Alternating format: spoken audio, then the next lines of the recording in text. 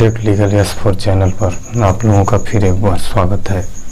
साथियों, आज के वीडियो में हम सहारा इंडिया के पेमेंट को लेकर सबसे बड़ा विवाद जो दिल्ली हाई कोर्ट में पेंडिंग है उसके बारे में आप लोगों से चर्चा करने जा रहा हूं। साथियों, दिल्ली हाई कोर्ट ने सहारा इंडिया से कहा है कि अगर आपने निवेशकों का भुगतान कर दिया है तो भुगतान का प्रमाण पेश करें, और भुगतान का प्रमाण पेश करने के लिए सहारा इंडिया डेट पर डेट लेती जा रही है। और सहारा इंडिया के लेट लतीफ़ी के बदौलत ही हमारा जो केस दिल्ली हाई कोर्ट में चल रहा है वो पेंडिंग होता जा रहा है। अभी 3 तारीख को 3 अगस्त को लिस्टिंग थी। 3 अगस्त को भी सहारा इंडिया के द्वारा भुगतान संबंधित कोई प्रमाण नहीं दिया गया, तो एक दिन बाद 4 अगस्त को नियत की गई। 4 अगस्त को भी सहारा इंडिया ने लंच के बाद प्रकरण को लिस्टिंग के लिए कहा। लंच के बाद अब 2-3 घंटा समय रहता है, 2-3 घंटे के बाद नहीं सहारा इंडिया के द्वारा कोई प्रमाण दिया गया, जिससे उक्त प्रकरण को 7/9 के लिए लिस्ट कर दिया गया है। अब सबसे बड़ा प्रश्न उठता है कि सहारा कन्वर्जन किया या पेमेंट किया, कन्वर्जन या पेमेंट क्या होता है। तो इस मैटर पर सबसे बड़ा प्रश्न है और सबसे विवादित प्रश्न है कि आखिर सहारा ने कन्वर्जन किया है या पेमेंट किया है। तो ये तो सर्वविदित है कि सहारा पेमेंट नहीं किया है बल्कि कन्वर्जन किया है, लेकिन अब ये जानना जरूरी है कि कन्वर्जन होता कैसे है। साथियों, कन्वर्जन की एक प्रक्रिया है। अगर हम कन्वर्जन को देखें तो किसी भी चीज़ को कन्वर्जन करना यानी कन्वर्ट करना, तो कन्वर्ट करके एक नया चीज़ बन जाता है, नया चीज़ बन जाता है। लेकिन जो नया चीज़ बनता है उस नया चीज़ का कोई नया आप रिसिप्ट या आय नहीं कर सकते।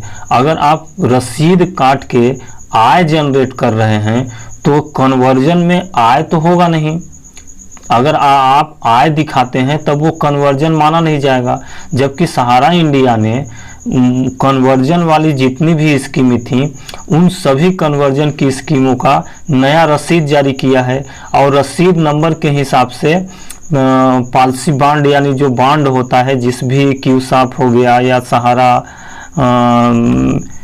का अन्य जो भी बांड हैं वो सारे बांड जारी किए हैं, यानी रसीद काटे हैं, यानी आय किए हैं, इनकम हुआ है। तो ये इनकम तभी होगा जब पेमेंट करेंगे। हम किसी भी पॉलिसी का पेमेंट करेंगे, फिर उस पेमेंट को पुनः हम ले करके उसी पेमेंट से रसीद जारी करेंगे। रसीद जारी करेंगे तब हमें आय होगा। तो इस हिसाब से अगर देखा जाए तो निश्चित ही सहारा ने जितने भी कन्वर्जन किए हैं सभी का नया रसीद जारी किया है और सभी का नया बांड जारी किया है। तो रसीद जारी करके इनकम प्राप्त किया है, यानी इनकम प्राप्त यानी उसी पॉलिसी को कन्वर्जन करके, यानी कन्वर्जन मीन्स भुगतान करके नया रसीद जारी किया गया। रसीद जारी करने के बाद बांड जारी किया गया। तो इसका मतलब है कि निश्चित रूप से सहारा ने जो रियल इस्टेट और हाउसिंग में जो भी पैसा जमा था उसका भुगतान करके न्यू रसीद जनरेट किया है और नया बांड में, नया योजना में निवेश किया है। लेकिन अब सबसे बड़ा प्रश्न ये उठता है, दिल्ली हाई कोर्ट का कहना है कि अगर आपने भुगतान किया है तो भुगतान संबंधित चेक या उनके खाते में जो राशि जमा हुई है उनका ब्यौरा दीजिए। तो ये गलती तो सहारा इंडिया से हो गई है, क्योंकि सहारा इंडिया ने किसी भी रियल इस्टेट या हाउसिंग बांड का भुगतान चेक के माध्यम से या बैंक खाते के माध्यम से नहीं किया है। वो सिर्फ कैश में भुगतान दिखाया है और कैश में ही पैसा अपने पास रिसीव करके नया रसीद जारी कर दिया गया है। तो इस तरह से सहारा से गलती हुई है। ये इस गलती को सहारा दिल्ली हाई कोर्ट के सामने रखे कि हमारे द्वारा ये गलती की गई है, हमने भुगतान किया है लेकिन कैश में किया है, और फिर उसी कैश से हम नया रसीद जनरेट किए हैं और नया रसीद जनरेट करने के बाद न्यू रसीद नया बॉन्ड जारी किए हैं। इस तरह से अगर ये अपनी गलती सहारा स्वीकार कर लेती है तो शायद सुप्रीम कोर्ट हाई कोर्ट जो रोक लगाया है नया एनआई पे या भुगतान पे, ये शायद खत्म हो जाए।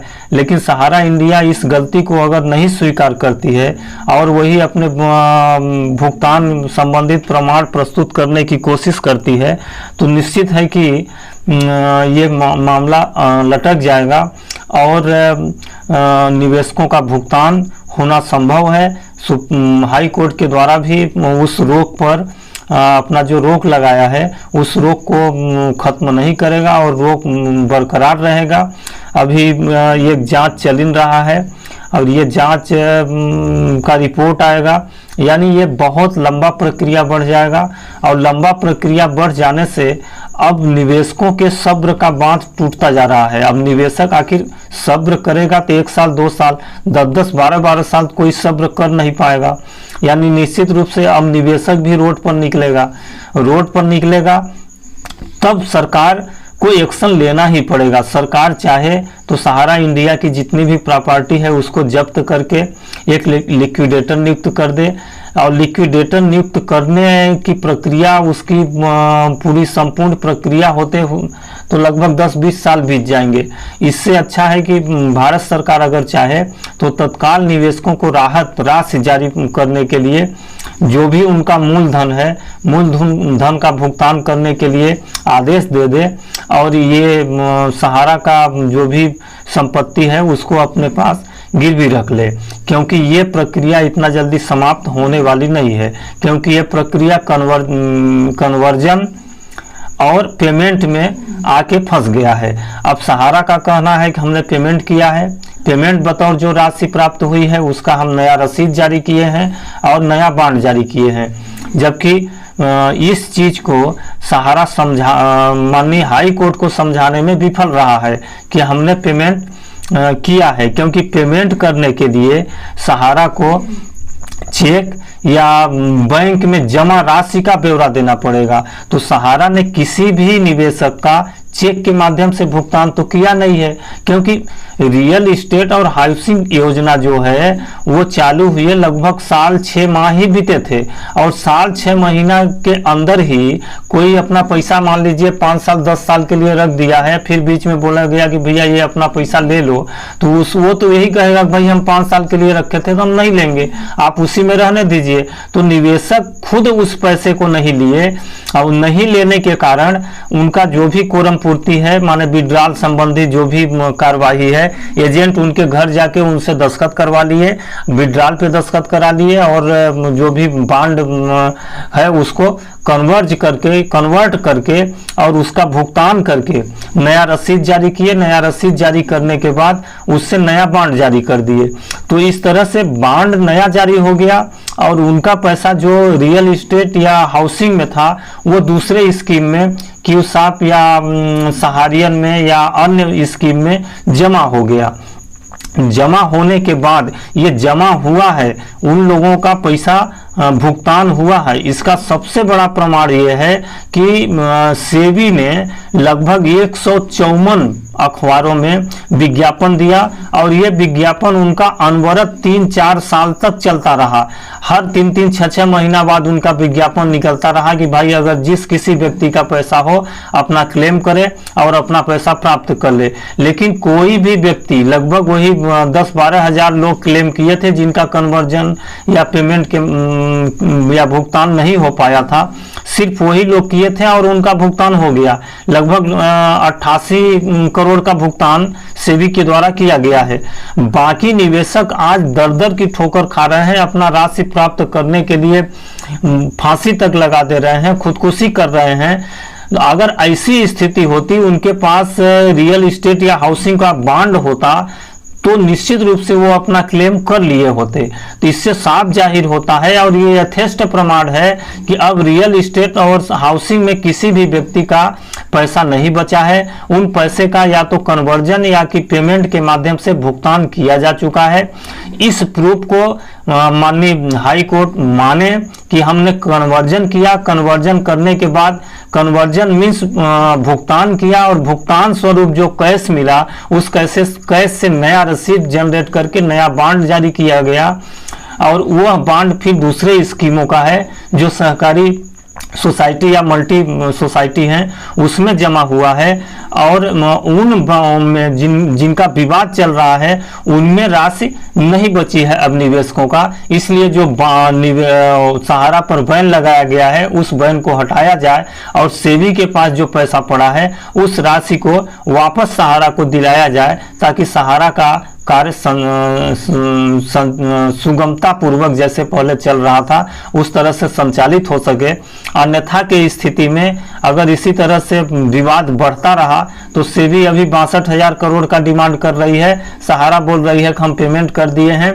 कुल मिला के अभी ये 2012 से लेके 22 यानी 10 साल हो गया। इसी तरह से ये 50 साल केस चलेगा, इसका निराकरण नहीं होगा। लेकिन निराकरण हो या न हो, निवेशक क्या करे? निवेशक तो बेचारा दर दर की ठोकर खाने के लिए मजबूर है, खुदकुशी करने के लिए मजबूर है। उनके सामने कोई रास्ता नहीं सूझ रहा है। इसलिए मेरा निवेदन है कि सरकार इस पे तत्काल कोई ना कोई एक्शन ले, क्योंकि सेबी किसी अन्य की संस्था नहीं है, सेबी सरकार की संस्था है। सरकार चाहे तो अपना मुकदमा वापस ले सकती है, सरकार चाहे तो हाई कोर्ट सुप्रीम कोर्ट में जो चल रहा है उसको भी वापस ले सकती है, या अथवा सरकार चाहे तो तत्काल निवेशकों को राहत राशि भी प्रदान कर सकती है। क्योंकि आज 2, 4, 10 व्यक्ति या एकाक राज्य का बात नहीं है बल्कि पूरे भारत देश की बात है। अब पूरे भारत देश के सभी राज्यों के लोग इसमें प्रभावित हो रहे हैं और ये कम व्यक्ति नहीं, लगभग 15 करोड़ व्यक्ति प्रभावित हो रहे हैं, यानी 15 करोड़ परिवार इसमें प्रभावित हो रहा है।